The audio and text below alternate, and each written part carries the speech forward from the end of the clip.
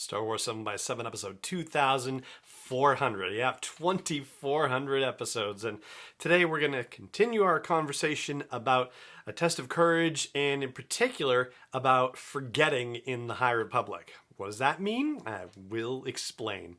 Punch it.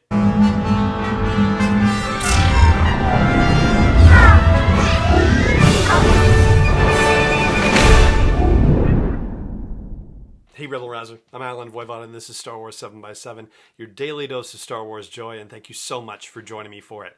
So we're continuing our series of dives into A Test of Courage, which is the middle grade novel from Justina Ireland that was released as part of the first wave of books launching the High Republic mega super interconnected storytelling initiative. And the reason why I'm talking about the idea of forgetting in the High Republic is because as I've begun to think about the High Republic era and about how it was a golden age for the Jedi and so on and so forth, what occurs to me is that there was so much purged about the Jedi when the Galactic Republic fell and the Empire rose.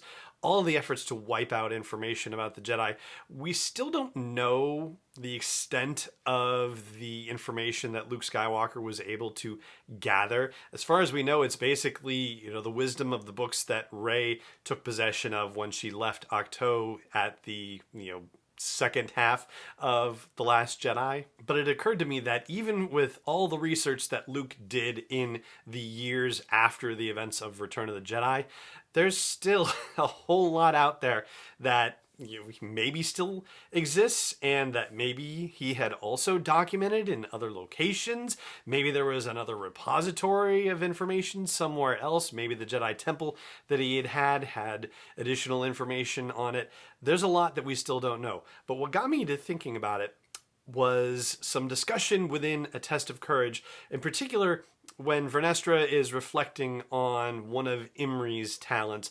And it's a talent about being able to perceive the feelings of others.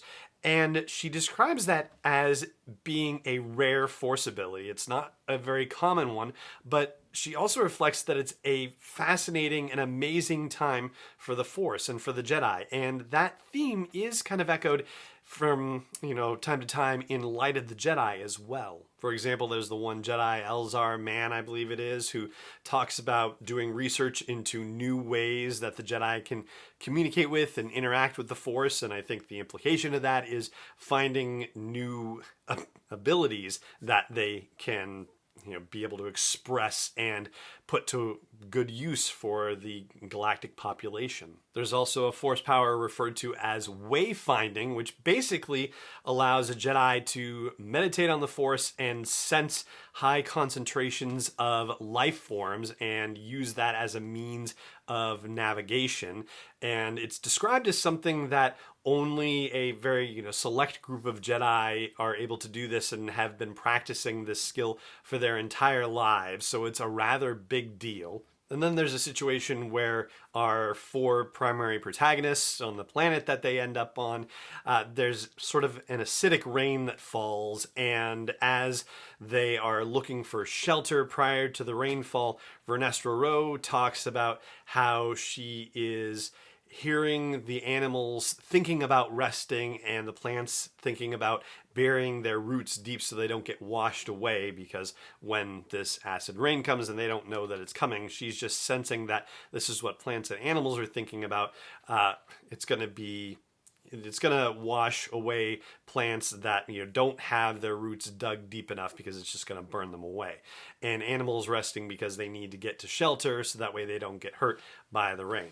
So the fact that Jedi have these amazing abilities, and it's described as a time where remarkable new applications of the Force can happen, just made me think about how far things went the other way as a result of the collapse of the Republic and the effort to rebuild a new Jedi Order.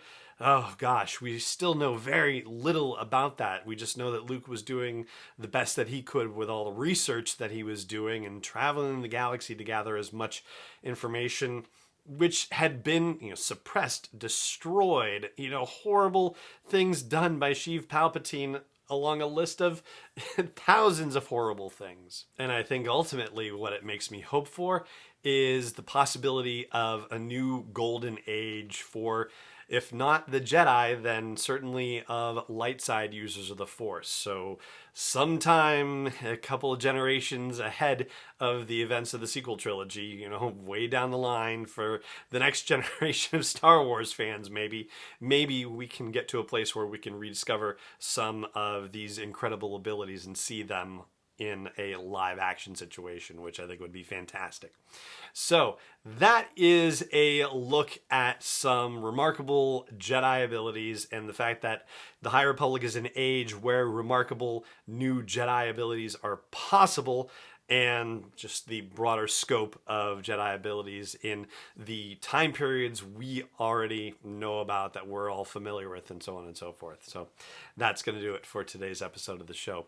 It just remains for me to say thank you so much for joining me for this, and whether it's been, a week's worth of episodes or 2,400 of them, I'm so grateful that you tune in whenever you decide to tune in.